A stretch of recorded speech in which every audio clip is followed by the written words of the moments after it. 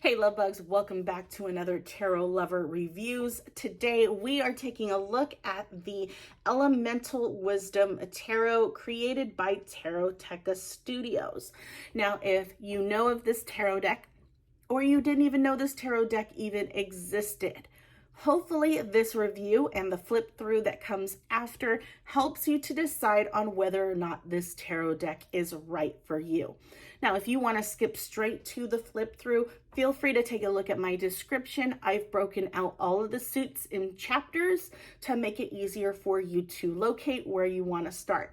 But for now, we are going to take a look at the packaging, the guidebook, and the cards within this tarot deck, so stick around.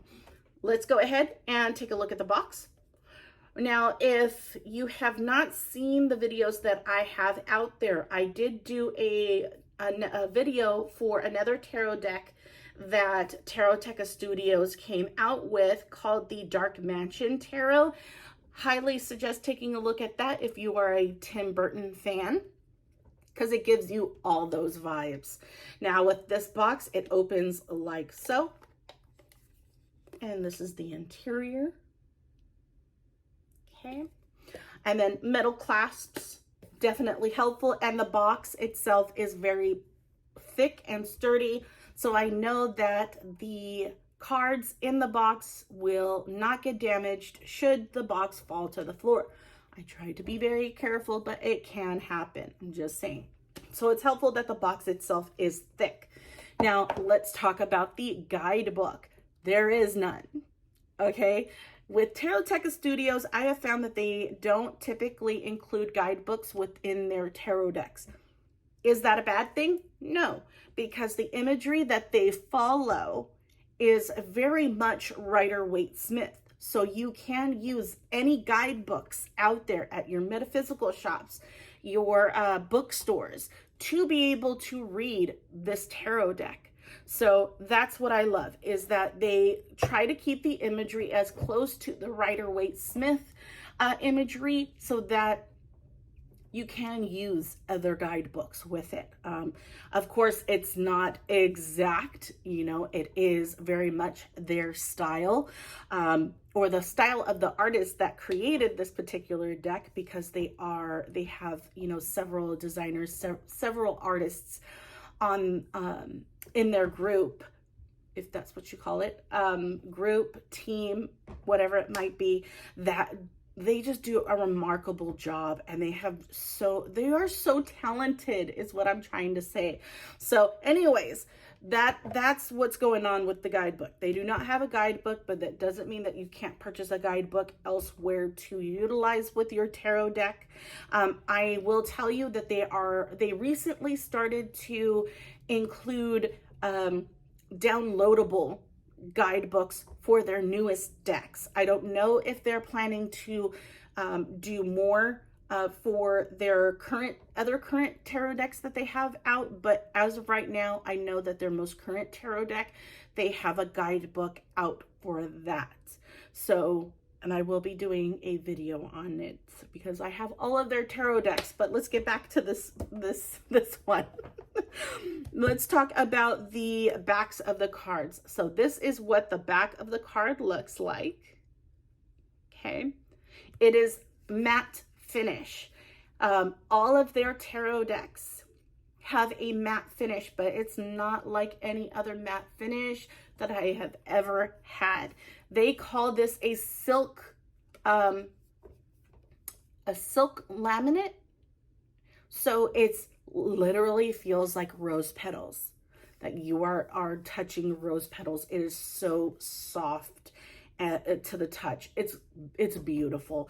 It's quality. Okay, you are getting quality with these tarot decks that Taroteca Studios comes out with. I cannot express that enough. It is worth it. Okay, it is worth it. I will include their website in the description so you can check them out. But yeah, so size of cards, so regular standard tarot card size, which is perfect. And they do offer larger versions to their tarot decks. I don't know if Elemental Wisdom comes in the larger version, but it's larger. So the average tarot card size is 12 centimeters by 7 some odd centimeters. Well, their larger ones are 14 centimeters. They're big cards, and I do enjoy the bigger cards because I can see the cards, you know, I can see the imagery a lot better. My eyes are getting worse, so it helps. But it's all based off of preference. But they do have the option to get some tarot decks in the larger size compared to the regular size. So that is the size of the cards. Card stock. As I mentioned, this is quality cardstock. This is Goldilocks zone, which means it makes for a great shuffle, maybe a little bit on the thicker side from the Goldilocks. Not too much, but you can feel the thickness in the cardstock, but I can still bend the cards with no problem. So makes for a good shuffle, but you do feel some tension when you go to bend the cards if you do the poker style shuffle, right? If you don't necessarily do that kind of shuffle and you do the over shuffle, that's totally fine too. But some readers tend to shuffle the way that you would shuffle a poker deck. So yeah. Now, if you need a visual of what I'm talking about when it comes to the cardstock, so I do this little C scale. This is paper thin cardstock. This is really thick cardstock to where you can't bend the cards if you wanted to shuffle in that poker style. And then you have the Goldilocks zone. So with this particular one, starting from the Goldilocks zone, it does kind of dip into the thicker side, but not by much. Okay, it gives a lot of structure to your cards, and I enjoy when cards are a little bit on the thicker side because I know that they will withstand the wear and tear. They may not bend or warp as fast or stay that way. I've used this tarot deck plenty of times, and they haven't warped on me. They are still pretty flat. And as you can see, this particular one comes in a black with black edging. Okay. And I believe there are, you can get options. I don't think it is an option anymore on their website where you can get gold sides instead of the black sides. To me, it did not matter when it came to this particular tarot deck. I did want it to kind of match the outer edges of the cards for this particular background. So I wanted to get the black. It worked for me. I didn't really want to, you know, I wanted to try something different because the other tarot deck that I have has the gold edges. So I wanted to see how the black edging looked. And it looks good. It looks sleek. It looks very professional. And I love that. So those are the edges. And on their website, you have those options. So definitely, as you're looking at the tarot cards, look at the different options you might have as far as the size of the cards and the edging of the cards that you would want. As far as the background, I believe this is the only background that they have for this particular tarot deck. With the other tarot deck that I had, they had two different options you could choose from. So that's another thing, is that they give you options, different designs that you can choose for the backs. Not too many, it's just mainly two different options that you can choose from. And some is just one option and that's it. I think this was the only option for this tarot deck. But either way, take a look at their website and you'll be able to gather more information from there. Now, as far as the imagery, as I mentioned, they do follow the Rider-Waite-Smith imagery. So a lot of the imagery will be very relatable and you'll know what it's trying to convey, right? As far as the naming convention compared to a Rider-Waite-Smith tarot deck, they follow it all. So